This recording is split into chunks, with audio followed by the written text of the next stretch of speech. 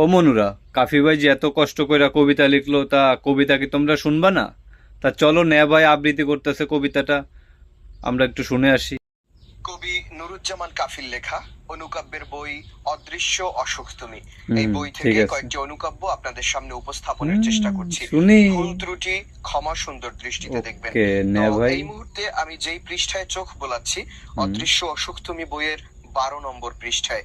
এই পৃষ্ঠায় আমি দেখতে পাচ্ছি 3টি অনুকাব্য রয়েছে। আমি একে একে 3টি অনুকাব্য আপনাদের সামনে উপস্থাপনের চেষ্টা করব।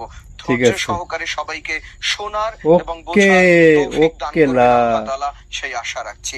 তো প্রথম যেই কবিতাটি কিংবা অনুকাব্যটি আমি দেখছি, সেটির শিরোনাম হচ্ছে চতুর্থ ব্যক্তি। যে যাকে ভালোবাসে সে তাকে ভালোবাসে না, সে তাকে ভালোবাসে সে তাকে ভালোবাসে না।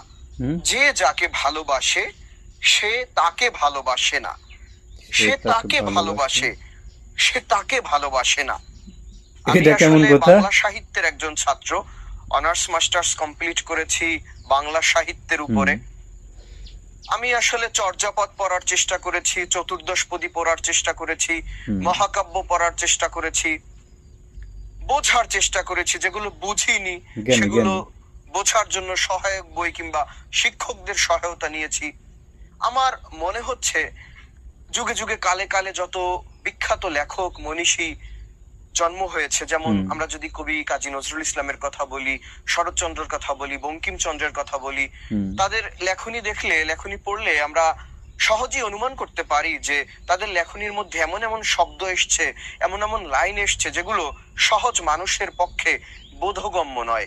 সহজেই আপনি পড়ে যে বুঝে ফেলবেন সেটা সম্ভব নয়।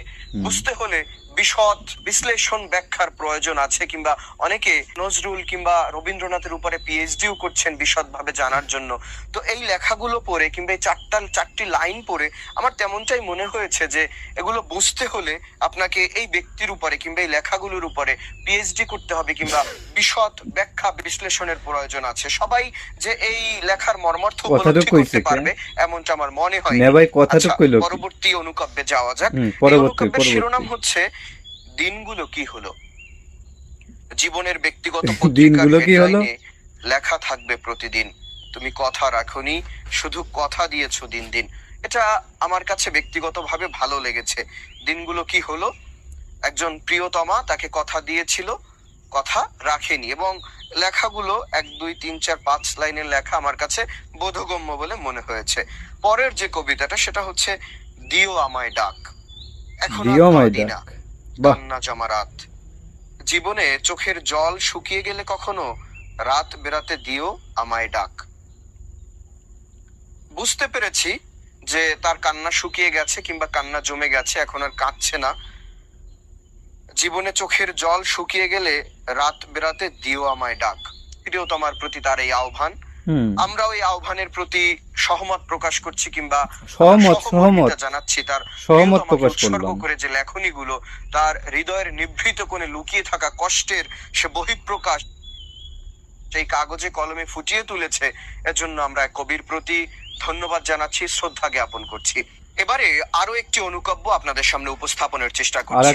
অদৃশ্য অসুখ তুমি বইয়ের 25 নম্বর পৃষ্ঠায় এই অনুকাব্যটি রয়েছে। শিরোনাম হচ্ছে বিবাহ হয়েছে।